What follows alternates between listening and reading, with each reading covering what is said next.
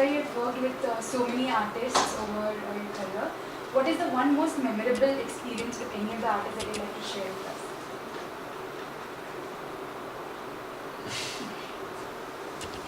Okay, there was one case where we had to perform in London, and there was a team who had decided a show.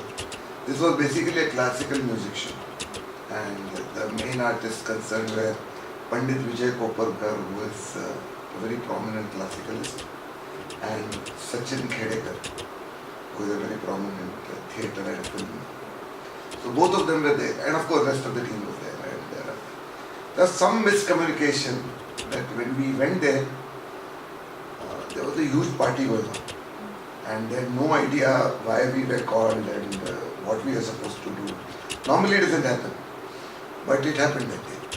So, and I was a bit concerned that we had all the major artists with us. And, so I told them that if this is the situation, we are not performing. Like, drastic. We are not performing, we are going home, and you don't pay us, so that's fine. So, and then there was a sudden, a situation where no-go situation. So then they finally said that okay, the compromise was, our team started discussing whether we should go ahead and do a different program than what we were set out to do, which was a classical music based program.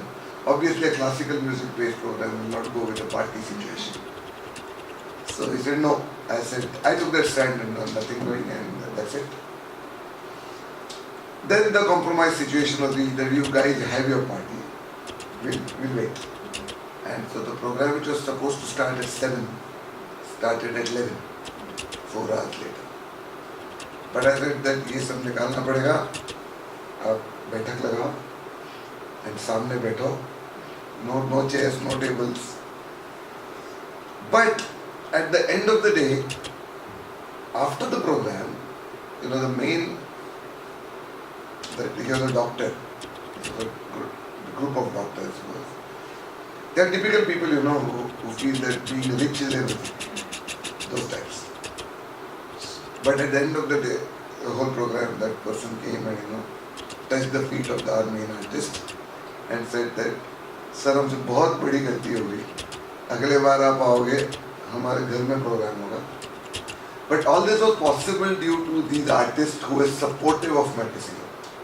And even though they were much bigger artists than what I was at that point of time, they considered me as the captain of the ship and then went along with my gut feel of the situation. In the beginning, there was skepticism, but I think that's what the team is all about. You can have your disagreements, but at the end of the day, just go with the gut feel of the leader and support him. You might fail. I'm not saying that all decisions will be right. They might not be. But the chances of success are more because you're all pulling in the same direction. So my next question is that the mission of niche entertainment is that critical acclaim and popularity can go hand in hand. Do you think that this philosophy is streaming down to mainstream as well? It is, because when we started off, normally if you see most of the commercial successes are not good films. Okay, they are not critically acclaimed normally. Most of the films of the top stars are not good. But this situation is changing for a few years, that's what I can notice now.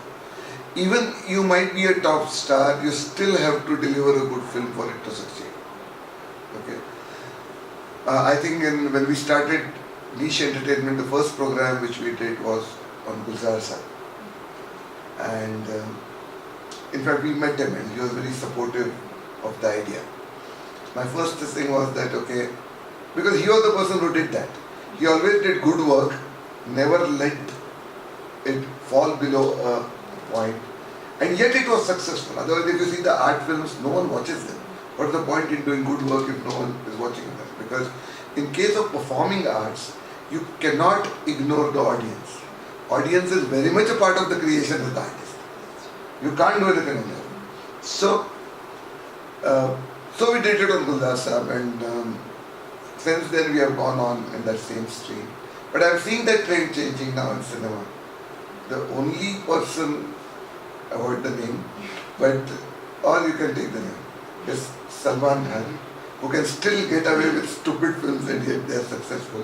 All the other major stars cannot get away with stupid films any longer. So that's a very good thing. So what is your take on the rise of popularity of Indian indie films such as say Ship of Theseus? Any good film will work. So these are one of them. So they are not specially good or bad because they are indie films. But one good thing is that now Indian audience cannot be ignored anymore, even for the Western producers. Because even if you go abroad, the Indian audiences are huge. So even in a Republican and a Democrat situation, they cannot avoid an Indian audience anymore. So you've had a diverse career from Thermax to being a lecturer at VIT, then telecom business with Alpha Niche and now arts with Niche Entertainment. How did you go on such a unique path? Follow your heart and don't think about the consequences. If you are having fun what you are doing, you are happy. Honestly, that's what I was saying. I was discussing with Sanjeev when I was coming here.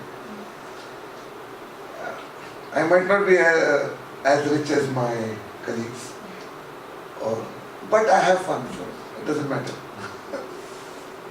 How do you manage directing the performances in Niche Entertainment while handling your telecom business as well as being the director at Sync Association? The telecom business, basically, as I said, that when we started off, it was a concept selling business.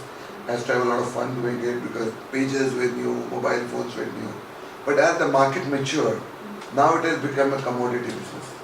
So there's no much value I can add than what a girl sitting on the counter of my shop adds or a sales executive adds.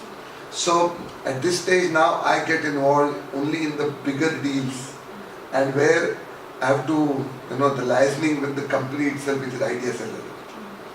And that's nothing great because my guys would tell them the same thing, but if it comes from me, it has more value. So many times I get the feed from my guys what I'm supposed to speak. So if somebody asks me what is the latest plan launched on 4G, I wouldn't know. So Sir, we like to know from all our alumni, how does it feel to be back at SIBM? terrific. In fact, when we were in SIBM, it was a very small campus in the city. Unfortunately, I was traveling when we had our 25th year celebrations here on the same campus.